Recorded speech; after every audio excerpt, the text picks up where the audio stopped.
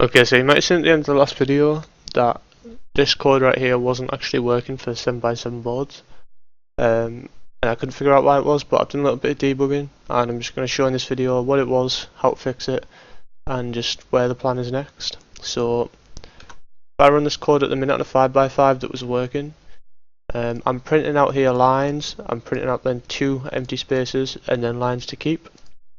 So you can see here we've got lines, which I think is 12 arrays, or at least it should be. Remember, it detects 6 lines, it detects them all twice. Now, lines to keep should be half of them, there should just be 6. So we've got 1, 2, 3, 4, 5, and 6. This array right here. So that works, we know that works fine. Now, if we go to a 7x7, we'll see we get all these different numbers. I'm going to try and see if I can see it, but yeah, so this 375 one, it doesn't have a pair. There's no other X value right here that's close to it. Actually, there's quite a few without. Oh no, they all are pairs except this 375 as far as I'm aware. Basically, I'll show you now. When it returns these arrays here, we get 1, we get 2, we get 3, 4, 5, 6, 7. So you might think that's right, but to not, remember we need to return 1 extra here. So for a 7x7 we need to return 8 things here for it to be consistent with how it's returned the others. Now the problem is, it's finding if the x value of line 1 is less than the x value of line 2, and then if it is, and the x value plus line tolerance, which is 5, is then bigger than the x value of line 2. So basically, if there's 2 lines right next to each other, it keeps one of them. Now the issue is, if there's just one line, so what I found out what's happening on 7x7 is it's finding 2 lines here, 2 lines here, 2 lines here, 2 lines here, 2 lines here, and then it finds 1 line here, then 2 lines here and 2 lines here, or it might be 1 line here and 2 lines there or something, but basically one of these vertical lines, it's only detecting 1 line for it instead of the standard 2 that it keeps finding.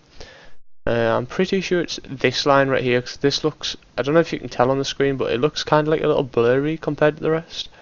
I'm not sure why this is, but for some reason it is. So it only detects 1 line for this line. Now, because it's only detecting 1 line, it's not actually finding another line that's next to it that is satisfying this criteria here, and therefore we keep the line. So basically it's just jumping over it and not noticing it and disregarding it. So this code wasn't working, so what we needed was something that would detect if a line was alone, and if it was, we knew that was also a line we wanted to keep.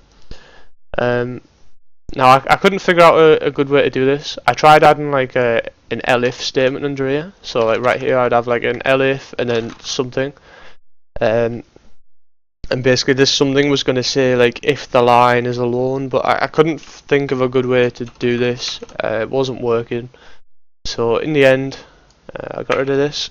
I asked a friend for some help, and he came up with this right here, which we'll get to in a sec, because this is what I tried afterwards to do.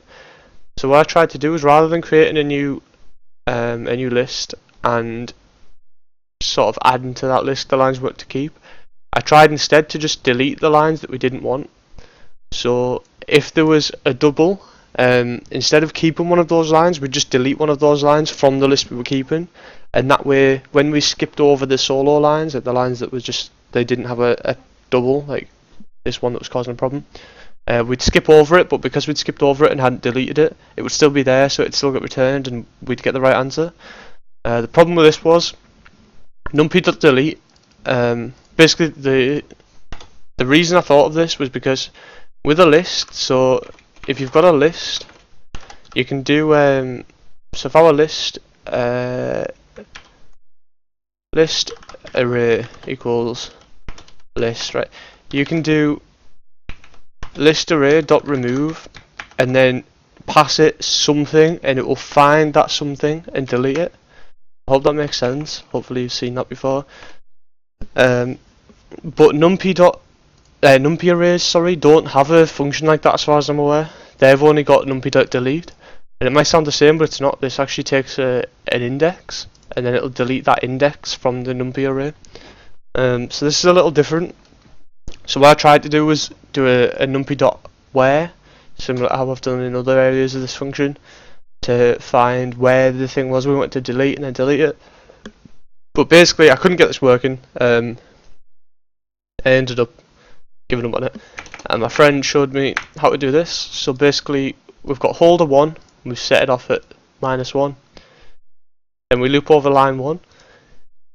Now holder 1 is going to increment by 1 because we're starting with the first line. This basically holder 1 and holder 2 are going to be our indexes. These are going to track our position in the matrix of where we are. Now holder 2 is going to be initialized here at -1. Holder 2 is going to be incremented by 1. And then from here we check if it's a line we want. This line here is very similar to what I'd coded. Well, actually I think it's identical to what I'd coded down here in this other one that I've now deleted. Once we've found a line that wants to be deleted, we printed it just to show that this was a line we were deleting. This can actually be removed now, but I'll do this in a sec. I'm actually going to keep this in, you'll see.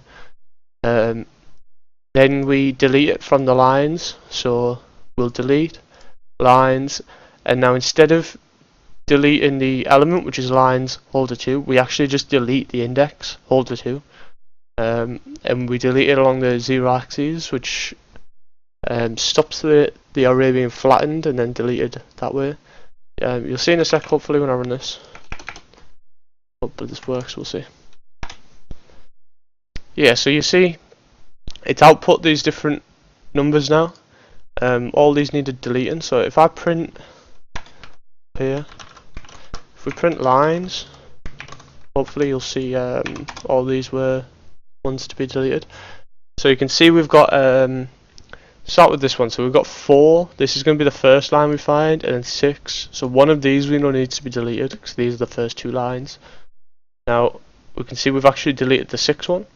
So if I return, I go over here and print the lines again, you'll see what we're returning as well. So okay, so we've got 4 down here this time, we've got 6 here, and we've deleted 6. This is in the loop. Now if we go to our end product, you'll see we've got 4 still, but there's no 6 here. It starts here, this is what we're returning. So you can see that there's no array starting with 6. There's only the 4, so we've deleted the 6th one. So yeah, basically it's going to just loop over all these different indices, keeping track of where we are, and then deleting them. So hopefully that makes sense. Yeah, and that's about it for this part. So this does actually work now, and now instead of returning some horrible thing from before, we can just return the length of lines. We can also delete this lines to keep. We don't need this anymore when using that. So yeah, that's about it for this part of the function. Now that that was fixed, I wanted to try and code it to run through a load of boards on its own and see how far it could get. So I just put a little bit of like automation in the end here. So after it's solved the board, draw solution here solves the board. After it's solved the board, it's going to sleep for a second.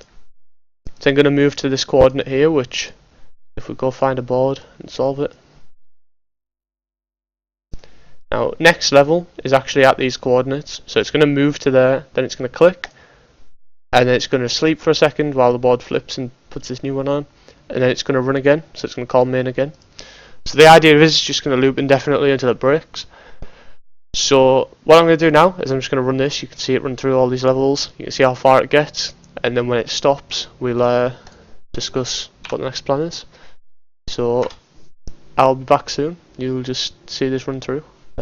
Whoops, I forgot to uncomment this return function down here, I think. Or did I just forget to save this? I might just forgot to save. Yeah, there we go. So it's detected a 5x5 board, it solved the board, and it's now going to work through. You'll see I've took the how we set the pyauto-GUI.pause, like that failsafe, we set that to 0.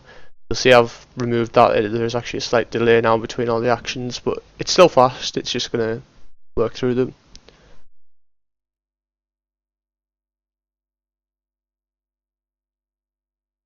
You can see as well it outputs a printed solution board, so we can see what it's actually thinking the solution is. Obviously we know it's getting these ones right, but that'll be more useful later on when it's not quite finding solutions, and when we want to see what it's going wrong with.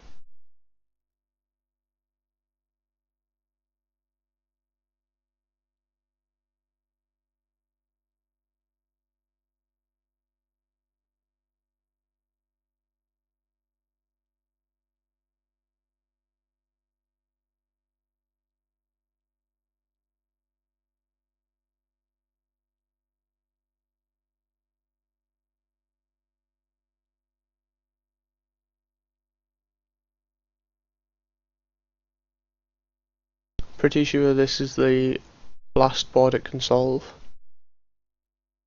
Not this one, sorry. This is the last board it can solve. So it's going to get stuck right here. You see it breaks. So the reason it gets stuck is this is a forced move. These are forced moves, and now there's no more forced moves, or at least none that it can see. Now, what I'd like to code next, but I'm just not sure how to code this, so if anyone has any suggestions, please let me know, is you can see here that this yellow, if this goes down or left, it can't actually ever get to this other yellow, so it has to go up. Hopefully you see that, it has to go up here, there's no other option for it. If it goes left, it's stuck in these 4. If it goes down, it's stuck in these 4. If it goes up, it's free to go and join up with this end. So hopefully you see it does actually have to go up there. I'm just not sure how to code this, how to put this into a program. This is going to be what I investigate next, and if I can get this working, I'm pretty sure this is quite a big move. This will actually unlock quite a lot more boards that we previously couldn't solve. So yeah, that's the plan in the next videos. But for now, that's going to be all. Hopefully you liked this video. If you did like it, if you want to see more of this sort of stuff, subscribe. And that'll be it for now. Thanks for watching.